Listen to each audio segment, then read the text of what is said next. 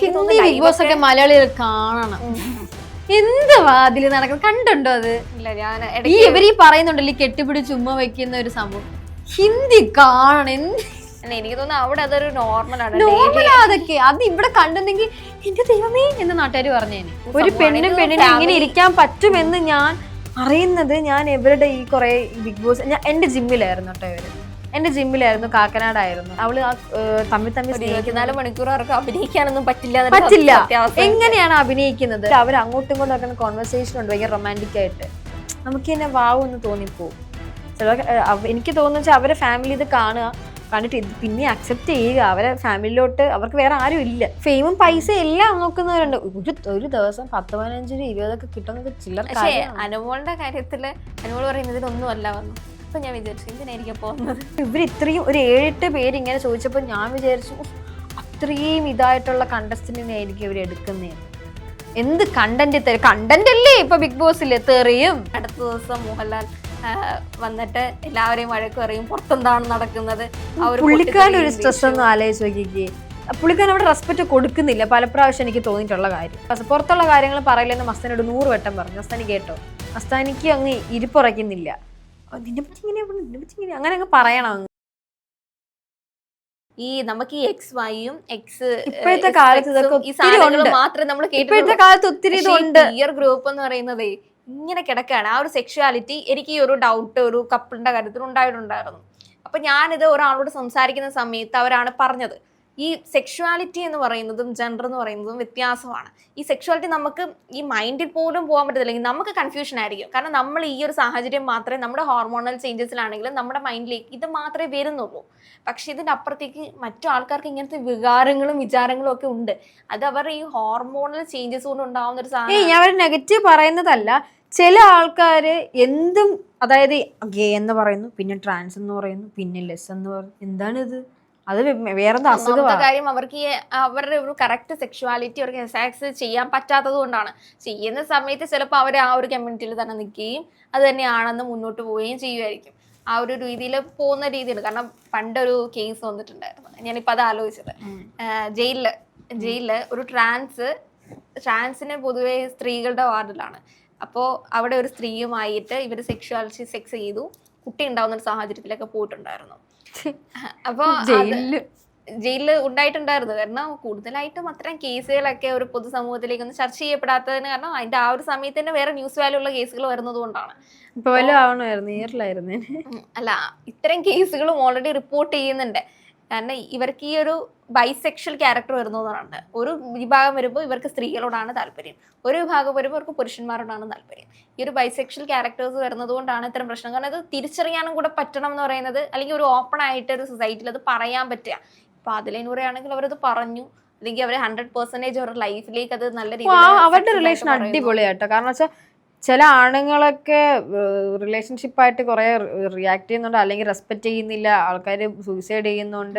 ഇവര് പ്രൂവ് ചെയ്യുന്നുണ്ട്. ഇത്രയും വർഷമായില്ലേ, ഇപ്പോഴും അവരെങ്ങനെയാണ്? ഇനിയും നന്നായിട്ട് തന്നെ പോട്ടെ. ഏതെങ്കിലും ഒരു സാഹചര്യത്തിൽ പിരിയപ്പെടുമ്പോഴും എനിക്ക് തോന്നുന്നില്ല അത് പിരിയുമെന്ന്. അല്ല, ഏതെങ്കിലും സാഹചര്യത്തിൽ നമുക്ക് മനുഷ്യനാണ്, പറയാൻ പറ്റില്ല. അപ്പോഴാണെങ്കിലും അപ്പോൾ ഇവര് ഇത്രയും നാളും വളരെ ബ്യൂട്ടിഫുൾ ആയിട്ടാണ് ജീവിച്ചത്. അതൊരു വലിയൊരു പെണ്ണിന് ഇങ്ങനെ ഇരിക്കാൻ പറ്റുമെന്ന് ഞാൻ അറിയുന്നത് ഞാൻ ഇവരുടെ ഈ കുറെ ബിഗ് ബോസ്, ഞാൻ എന്റെ ജിമ്മിലായിരുന്നു കേട്ടോ. എന്റെ ജിമ്മിലായിരുന്നു, കാക്കനാടായിരുന്നു. ഇവര് വരുന്നതും പോകുന്നതൊക്കെ ഞാൻ ശ്രദ്ധിക്കാറുണ്ട്. ഭയങ്കര അടിപൊളിയായിട്ടാണ് ഇവരുടെ ഒരു റിലേഷൻഷിപ്പ് ഞാൻ നോക്കുമ്പോൾ. അതിനകത്ത് പോയിട്ട് അവർ നിൽക്കുന്ന ഒരു ഇതുണ്ട്.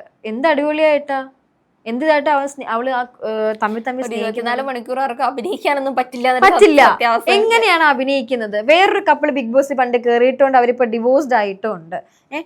ഇവരെന്ന് പറയുന്നത് ചില അവരുടെ ടൈമിൽ അവർ അങ്ങോട്ടും ഇങ്ങോട്ടും നടക്കുന്ന കോൺവെർസേഷൻ ഉണ്ട്, ഭയങ്കര റൊമാൻറ്റിക് ആയിട്ട്. നമുക്ക് തന്നെ വാവെന്ന് തോന്നിപ്പോവും. എനിക്ക് തോന്നുന്ന അവരെ ഫാമിലി ഇത് കണ്ടിട്ട് പിന്നെ അക്സെപ്റ്റ് ചെയ്യുക. അവരെ ഫാമിലിയിലോട്ട് അവർക്ക് വേറെ ആരും ഇല്ല. രണ്ടുപേരും തമ്മിൽ അവർ മാത്രമേ ഉള്ളൂ. അവർ ഇനിയെങ്കിലും ഒന്ന് അക്സെപ്റ്റ് ചെയ്യുക എന്നാണ് ഞാൻ വിചാരിക്കുന്നത്. ഇത്രയും ലോകം മൊത്തം അവർ അംഗീകരിക്കുന്നുണ്ട്. എന്തുകൊണ്ടാണ് വൈനോട്ട് അവരെ ഫാമിലി എന്താ അക്സെപ്റ്റ് ചെയ്ത് ഞാൻ ഇപ്പോഴും തിങ്ക് ചെയ്യുന്നുണ്ട്. ഈ നമ്മുടെ ഒരു ഡിബേറ്റ് സെക്ഷൻ കാണുമ്പോൾ കുറേ ആൾക്കാർ ഇവർക്ക് ബിഗ് ബോസ് കണ്ടുകൊണ്ടിരിക്കുന്നതിൻ്റെ പ്രശ്നമാണ് 24 hours ഇവർക്ക് പണിയൊന്നുമില്ലേ. ശരിക്കും എന്ന് പറഞ്ഞു കഴിഞ്ഞാൽ ബിഗ് ബോസിൻ്റെ അകത്താണെങ്കിലും ഒരുപാട് കാര്യങ്ങളാണ് പൊതുസമൂഹത്തിലേക്ക് പറഞ്ഞുകൊണ്ടിരിക്കുന്നത്. നിങ്ങൾ ഈ പറയുന്ന രീതിയിൽ 24 hours ലൈവ് കാണണമെന്നില്ല. അതിനകത്ത് ഒരു ക്ലിപ്പ് മാത്രം സോഷ്യൽ മീഡിയയിൽ വൈറലാവുമ്പോൾ ഇത് ഇൻഫ്ലുവൻസ് ചെയ്യുന്ന ആൾക്കാരുണ്ട്. അപ്പോൾ ഈ രീതിയിലുള്ള ഈ ക്യാരക്ടറാണ് നല്ലത്, ഇങ്ങനെയാണുള്ള ലൈഫ്, ഇങ്ങനെ വിചാരിച്ച ആ ഒരു ഫാൻ ബേസ് ഇങ്ങനെ പോകുന്ന, അല്ലെങ്കിൽ എനിക്ക് ഇനി നാളെ തൊട്ട് ഞാൻ വന്നിട്ട് ഏഞ്ചലിനെ ക്യാരക്ടർ അസാസ് ചെയ്യാം, ഇതാണ് എൻ്റെ ഹീറോയിസം, ഇങ്ങനെയൊക്കെ വിചാരിക്കുന്ന ഒരു ടീമുണ്ട്. അപ്പോൾ ഇത്തരം സാഹചര്യങ്ങൾ വരുമ്പോഴാണ് ബിഗ് ബോസ് എന്ന് പറയുന്നത് നമ്മുടെ കേരളത്തിൽ മാത്രമല്ല ഫാൻ ബേസ് ഉള്ളത്, പുറം രാജ്യങ്ങളിൽ മലയാളികൾ കാണണം. എന്ത് വാതില് നടക്കുന്നത് കണ്ടുണ്ടോ? അത് ഇല്ല, ഞാൻ ഈ ഇവരീ പറയുന്നുണ്ടല്ലോ ഈ കെട്ടിപ്പിടിച്ച് ചുമ്മാ വെക്കുന്ന ഒരു സംഭവം, ഹിന്ദി കാണണം. എനിക്ക് തോന്നുന്നു അവിടെ അതൊരു നോർമലാണ്. അതൊക്കെ അത് ഇവിടെ കണ്ടെങ്കിൽ എന്റെ ദൈവമേ എന്ന് നാട്ടുകാർ പറഞ്ഞേനെ. എല്ലാവർക്കും അഭിനയിച്ചിരിക്കാൻ പറ്റത്തില്ല അതിനകത്ത്. ചിലപ്പോൾ റിയൽ സ്വഭാവങ്ങളൊക്കെ വരും. ഒരാണ് ഫോണില്ല, ഒന്നുമില്ല, അവരൊരു വീട്ടിൽ നിൽക്കുന്നവരാണ്. ഒബ്വിയസ്ലി അങ്ങോട്ടും ഇങ്ങോട്ടും ഒരു ഇഷ്ടമൊക്കെ തോന്നിയെന്നിരിക്കാം. എന്നെ ഏറ്റവും കൂടുതൽ ഇത് തോന്നിയിരിക്കുന്നതെന്നറിയോ, ചെറിയ വിഷയങ്ങൾക്കൊക്കെ പ്രശ്നം ഉണ്ടാവുമ്പോൾ പല ആൾക്കാരും പുറത്തുനിന്ന് എന്തിനാ ഈ ചെറിയ പിള്ളേരൊക്കെ ഒരു പ്രശ്നം ഉണ്ടാകുന്നത്. എനിക്ക് ബിഗ് ബോസ് ഒന്ന് പുറത്തിറങ്ങിയ ആൾക്കാർ പറയുന്നത് നിങ്ങൾക്കത് പറഞ്ഞാൽ മനസ്സിലാവില്ല. 24 മണിക്കൂർ നമ്മൾ ഈ ആൾക്കാരുടെ ഇടയിൽ തന്നെയാണ്, ഇതിന്റെ പുറത്തേക്ക് നമ്മൾ പോകുന്നില്ല. പുറം ലോകം നിങ്ങൾ ആലോചിച്ച് നോക്ക്, ഒരു ഇതിനകത്ത് പുറത്ത് ഒന്നും കാണുന്നില്ല. കഴിഞ്ഞ ദിവസമായിരുന്നു അനീഷിന്റെ മറ്റേ ഈ കട്ടില് ഒരു സ്റ്റിക്കർ ഇല്ല എന്ന് പറയുന്നത്. അപ്പൊ കൂടുതൽ ആൾക്കാരും പറയുന്നത് ഈ ചെറിയ പിള്ളേരെ പോലെ എന്തിനാണ് ഇവർ വഴക്ക് കൂടുന്നത്, അവർ ചെറിയ പിള്ളേരായി പോകുന്നതാണ്. ഇനി ആലോചിച്ച് നോക്ക്, ഈ ഒരു ഓഫീസ് സ്പേസിനകത്ത് പുറത്തൊന്നും പോവാതെ ഫോണൊന്നുമില്ല, നമ്മൾ സംസാരിച്ചും ടാസ്കും ചെയ്ത് എത്ര നാൾ നമ്മൾ ഇരിക്കും? പുറത്ത് ആൾക്കാർ ബിഗ് ബോസ് കയറണം അടിപൊളിയാന്ന് വെച്ചാൽ അതിനകത്ത് ആൾക്കാർ പോയ ആൾക്കാർ എന്തുകൊണ്ടാണ് കരയുന്നത്? ബിഗ് ബോസ് പോകുന്ന ആൾക്കാർ കരഞ്ഞു പോകും. സ്ട്രേഞ്ചേഴ്സ് തമ്മിൽ നിൽക്കുന്നു, ചില ആൾക്കാർ നമ്മളെ സപ്പോർട്ട് ചെയ്യുന്നു, ചില ഗ്രൂപ്പീസുമായിട്ട് കുറ്റം പറയുന്നു. നമുക്ക് ഒന്ന് വിളിച്ച് പറയാൻ അവിടെ ഫോണില്ല, വീട്ടിൽ സംസാരിക്കാൻ കമ്മ്യൂണിക്കേഷനില്ല, പുറത്ത് പോകാൻ പറ്റില്ല. നമ്മൾ അതിനകത്ത് നിന്ന് നമ്മുടെ മൈൻഡ് സെറ്റേ മാറും, ഉറപ്പാ. എത്രയെന്ന് പറഞ്ഞ ഒരാൾ അതിനകത്ത് നിന്നിട്ട് ഇങ്ങനെ അഭിനയിച്ച് നിൽക്കാൻ പറ്റും. പക്ഷേ എല്ലാ വിന്നേഴ്സും അതില് എന്താ, ചില വിന്നേഴ്സിനെയൊക്കെ തോന്നുന്ന സമയത്ത് വെറും ഫാൻ ബേസ് കൊണ്ട് മാത്രം, PR വർക്ക് കൊണ്ട് മാത്രമാണ് ജയിച്ചതെന്നൊക്കെ തോന്നും. കാരണം അതിനകത്തിലും ഒരുപാട് ഫൈറ്റ് ചെയ്യുന്നത് ആൾക്കാരൊക്കെ കണ്ടിട്ടുണ്ട്. പക്ഷെ എന്നാലും ഒരു വേഴ്സ്റ്റ് ആയിട്ടുള്ളൊക്കെ ഒരു എപ്പിസോഡ് എന്നൊക്കെ, അല്ലെങ്കിൽ ഒരു സീസൺ വേണമെങ്കിൽ ഈ സീസണിൽ പറയാം. അല്ല, എല്ലാ സീസണിലും അങ്ങനെ പറയാറുണ്ട്. പൊതുവെ എല്ലാവരും പറയുന്നതാണ് ഇപ്പോൾ ഒരു സീസൺ വരെയും കഴിഞ്ഞ സീസൺ വെച്ച് കമ്പയർ ചെയ്യുന്നു. പക്ഷെ എന്തെങ്കിലും ഒരു ക്വാളിറ്റി ഉള്ള ഏതെങ്കിലും കുറച്ചുകൂടി ഫെമിലിയർ ആയിട്ടുള്ള ആളിനെയൊക്കെ ഒന്ന് കുറച്ച് സ്ട്രോങ് കണ്ടസ്റ്റന്റൊക്കെ നിർത്താമായിരുന്നു. ഒത്തിരി സ്ട്രോങ് ആയിട്ടുള്ള ആൾക്കാരെയൊക്കെ ഞാൻ സോഷ്യൽ മീഡിയയിലായാലും മൂവീസിലായാലും കണ്ടിട്ടൊക്കെ ഉണ്ട്. അപ്പം ഓഡീഷനൊക്കെ ഉണ്ടായിരുന്നു. അപ്പം ഞാൻ വിചാരിച്ചു അവർ അത്രയും പോയിന്റഡ് ആയിട്ടുള്ള ക്വസ്റ്റ്യനാണ് എൻ്റെ ഓഡീഷനിൽ ചോദിച്ചത്. നമ്മൾ എന്തുകൊണ്ട് നിങ്ങളെ ഹയർ ചെയ്യണം, നിങ്ങൾ എന്ത് കണ്ടന്റ് നമുക്ക് തരും, അങ്ങനെ പിന്നെ ഫാമിലിയുടെ കാര്യം അങ്ങനെ. അപ്പോൾ ഇവർ ഇത്രയും ഒരു 7-8 പേര് ഇങ്ങനെ ചോദിച്ചപ്പോൾ ഞാൻ വിചാരിച്ചു അത്രയും ഇതായിട്ടുള്ള കണ്ടസ്റ്റന്റിനെ ആയിരിക്കും ഇവർ എടുക്കുന്നതെന്ന്. എന്ത് കണ്ടന്റ് തരും? കണ്ടന്റ് അല്ലേ ഇപ്പൊ ബിഗ് ബോസിൽ തെറിയും മറ്റേ സദാചാരവും ഒക്കെ, ഇതാണ് ഒരു ഉദ്ദേശിച്ച കണ്ടന്റ്. അത്രയും ചോദിച്ചപ്പോൾ ഞാൻ വിചാരിച്ചു ഭയങ്കര കിടിലമായിട്ടുള്ള ആൾക്കാരെ ആയിരിക്കും എടുക്കുന്നത്. ഫണ്ണെന്ന് പറയുന്ന ഫാക്ടർ എനിക്ക് തോന്നുന്നു കുറവാണ്. നിവിൻ കുറച്ച് എന്റർടൈൻമെന്റ് ആണ്. നിവിൻ എൻ്റെ ക്ലോസ് ഫ്രണ്ടാണ്.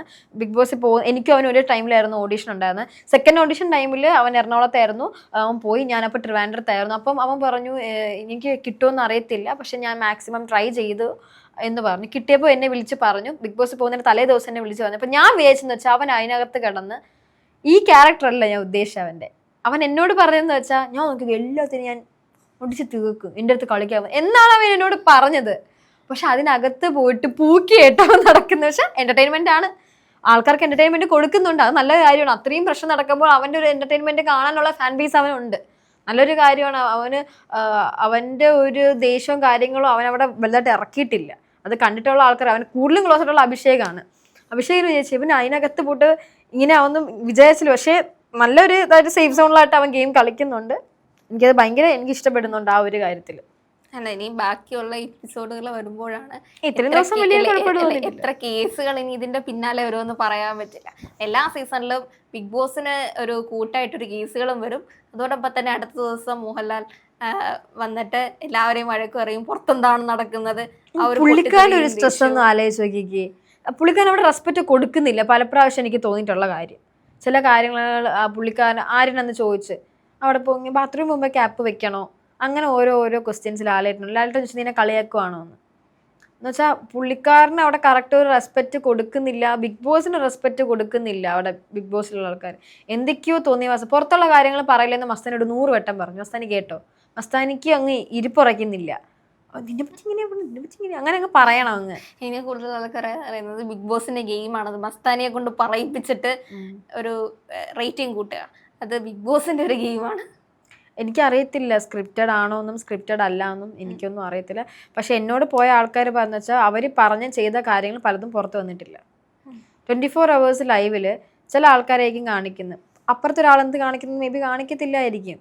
ഇവർക്ക് റേറ്റിങ്ങും കാര്യങ്ങളൊക്കെ വേണ്ടി ബിഗ് ബോസ് എന്തെങ്കിലും ലാഭം വേണ്ടേ? പറ, ലാഭം വേണം. ഇവർ ചുമ്മാ തുടങ്ങിയ സംഭവമല്ലല്ലോ.